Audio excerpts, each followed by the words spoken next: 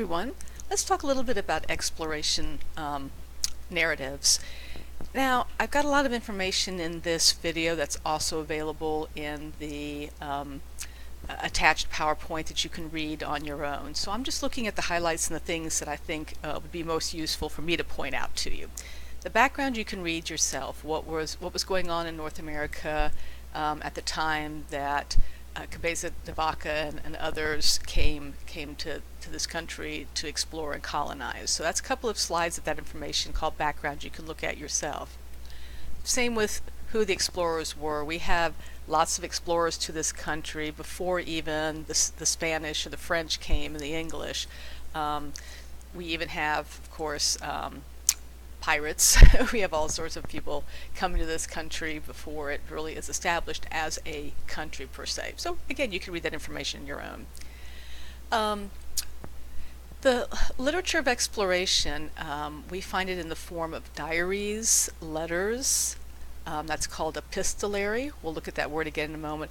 The old-fashioned word for letters are epistles. You might know that from the New Testament if you're a reader of that. The Epistle of St. Paul, etc., etc. Letters, epistolary. Travel journals, ship logs, reports to financial brokers. Just like Cabeza de Vaca, we talked about the different purposes for his narrative. There were different purposes for exploration literature depending on what the person wanted to get out of their writing. Just as many themes as there are types of narratives that could be written. Some explorers were just trying to get people to come to the New World. Some were trying to get financing or increased financing to explore further. For some of these writings, they became sort of a memoir of physical or spiritual journeyings.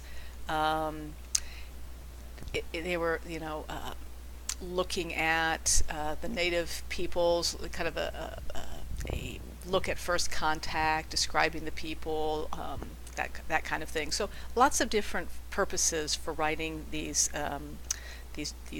narratives in the first place.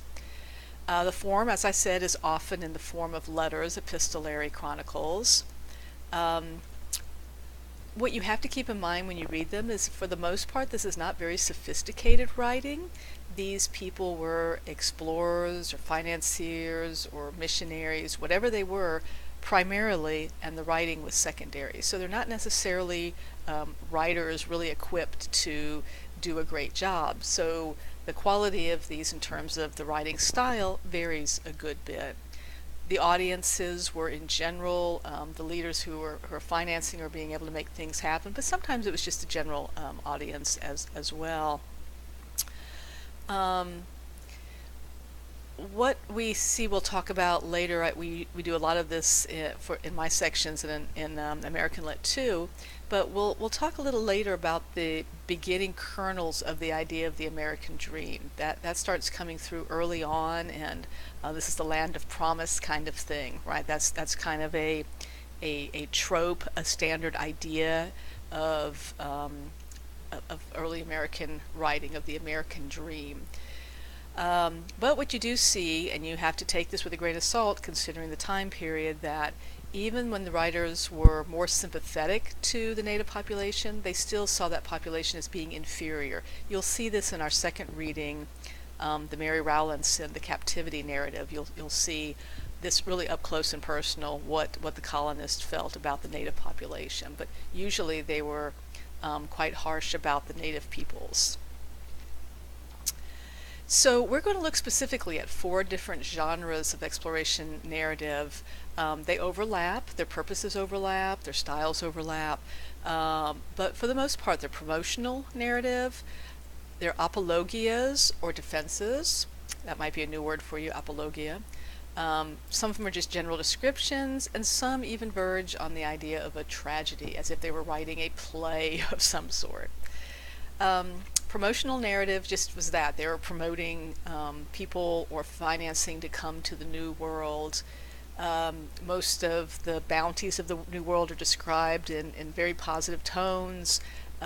There's a lot of wonderful foods growing here. There's gold, there's silver, there's whatever raw material that they could be interested in back home. If the natives are bad, they usually steer away from discussions of that because they want people to come. It's like, oh yeah, the natives are great, a little primitive, a little simple, but yeah, they're kind and wonderful, right? And this is for obvious reasons, right? They want to spur, as I say here, further colonization and exploration. They could be applying for a grant of land. They could be encouraging emigration. Some of the sermons, and I don't think I have us reading any sermons this semester. They're pretty wild and woolly back in the Puritan time. Not the kind of thing you might hear in your Sunday services these days. But the sermons that were written kind of contrasted the wild behaviors of both explorers and settlers with what should be, right? So they're kind of interesting, but they're all promotional sorts of narratives. An apologia is not really an apology, even though they share the same root. It's more of a defense. I'm being accused of something, let me defend myself against those charges. That's what an apologia is. So maybe there was a mutiny and the captain or maybe the second command has to defend himself against charges of invoking hostilities or running out of supplies or a mutiny or that sort of thing. Generally, they defend one's actions or one's opinions. Generally, they either deny that there's any wrongdoing at all, I didn't do anything wrong, or denying responsibility. Yeah, things went terrible, but they weren't my fault. So that's usually the two camps they fall in. And they're usually in response to a direct accusation. I'm being accused of invoking a mutiny. Here's my defense against that, right? Descriptive writing is just that, just like we saw with Cabeza de Vaca, where he described the plants and the animals as he traveled through Florida and Texas, down through Mexico. The same thing here. One interesting thing we find is that they use language that Europeans would understand to sort of explain what they're seeing. So, for example, I have it here about the culture of the native people are described in European terms. So even though Native Americans wouldn't have had kings and princesses and queens, that language is used to sort of help the Europeans understand what the social groups might be like. And I give you some more specifics here. Again, some of it we already talked about with Cabeza de Vaca. And finally, the tragedy. And that's kind of like, it says here, an extreme version of the apologia. It doesn't even necessarily justify anything or defend, but it says, oh, woe is me, look at all these horrible things that happened to me, isn't it a tragedy? And it says this is often composed by someone who's not the leader of the expedition. So someone like de Vaca, who was not the leader, but you know, they have to portray themselves as looking better than they really were, or performing better. All right, so it's very close to the apologia, but just a slight difference. All right, so, and we have a little bit here about de Vaca and some references for you. So this is the information, these last few slides, that you'll be using in this week's activity.